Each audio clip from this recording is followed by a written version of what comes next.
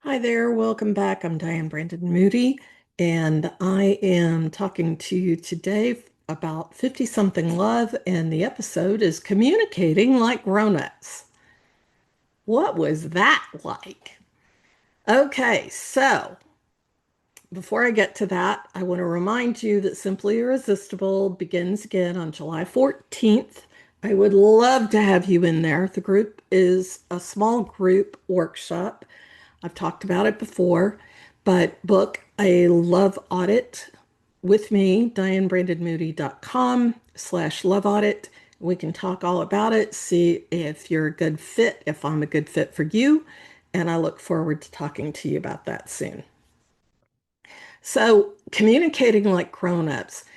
This is the advice I have to give people all the time when I am messing around in a Facebook group for singles or, you know, I'm talking to a friend who's really not knowing what to say to someone they're dating, and it's usually pretty easy to do, and that's just be a grown up and talk about it. Um, what doesn't work is repeating these stupid phrases like nurse or purse or all she wants is my money.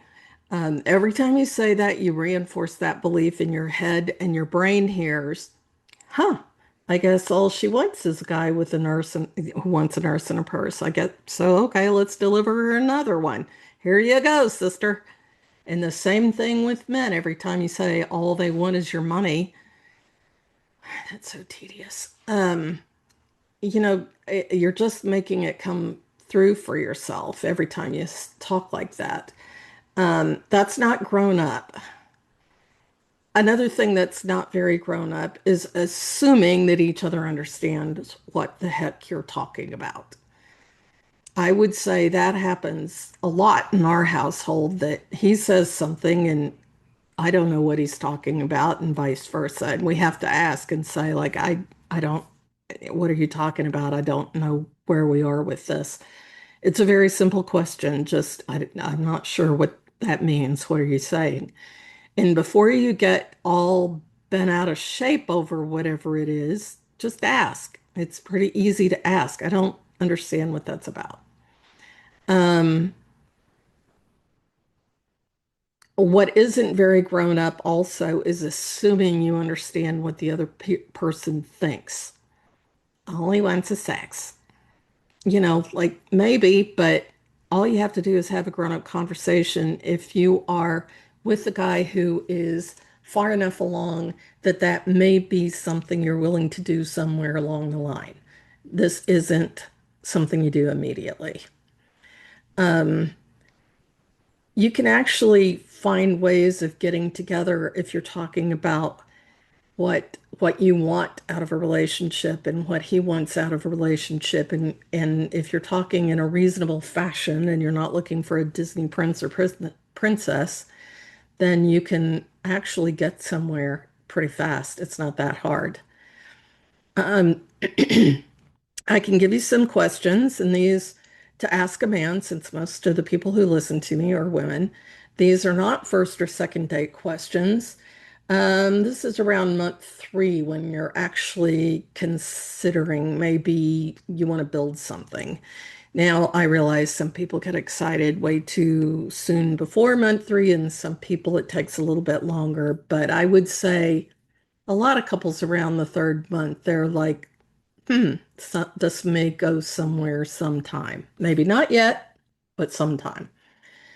So the questions are like, what are you really looking for in a relationship? You probably ask something like that around the first or second date because some of that can be weeded out. If it's like, well, I never want to get married again. I just want somebody to go to the movies with. Then the other person has a chance to say, huh, that sounds good to me too. Or they can say, well, sorry, I'm looking for something a little more. You can get that out, pretty early on. But assuming you made it to 3 months, like that's a good answer, a good question to ask. Um, what are your beliefs about women in marriage and partnership? What do each of us contribute to the relationship? I would not define it too much further than that because if you do, you're kind of making clear what you're asking for rather than just being curious about where he stands. And again, what anybody wants at this stage is fine. I don't have any problem with it. It's just you may be a mismatch, and wouldn't you rather know it by month three than not? If he says, "Well, I want a subservient woman," personally, I would walk away. Like, okay, have one, not me. Or if he says, if if you're part of the religions that really think that's a great idea, then go for it. I mean, if you both agree on that, um, are you both expected to work and bring home salary? What are you looking for in terms of retirement funds? How are you looking at how do you want to spend retirement? What is the financial picture looking like? You probably would get a quick summary at the third month. It's not a detailed thing to ask until you get much later on, but you can ask it, you know, at 3 months, like big picture. Um, would we need a prenup? Which house would we live in, assuming you both own houses? Um, what about the kids? Do we combine finances or do we keep them separate? Um, it's a good time to ask if you by this time you really probably would know if either of you has a child with significant disabilities and would be a part of, everyday life for the rest of your lives. It's a good idea to know what that entails fairly early on because, you know, that can change your life. It just can. Um, what's your health like? I am on a health kick right now and I feel great about it. I've been working pretty hard on it. Um, so I think people feel better when they're very health conscious, working towards being healthy in their later years. Um, you can't stop everything from happening to you. That's just not possible. But you can do your best to not have to worry about dementia or cancer or whatever could happen. What are you looking forward to in this part of your life? That's a good one. That's a nice thing. Here is a thing that I never hear anybody talk about, and it just drives me crazy. For every time somebody is blabbing on about a nurse or a purse, what you don't realize is you may be the one who needs help somewhere down the line. I've had 3 surgeries since we got married 7 years ago, one on each knee, and I had hysterectomy because I had uterine cancer. The knee things were probably going to happen one day or another. Those were significant issues for a while. Uterine cancer was a big shock. Nobody in my family's ever had anything like that, and it was just a big surprise to me. Lucky for me, my husband's great at taking care of me in situations like that. He doesn't mind. He's great at it. He helps me with my mother, who has dementia. So looking at those kinds of things is so much more important than is he 6'4" or not. Those are the things you need to look at. Um, when you're talking about these kinds of things, it's not an interview, it's a conversation. It doesn't have to be hardcore, it doesn't have to be anything tough.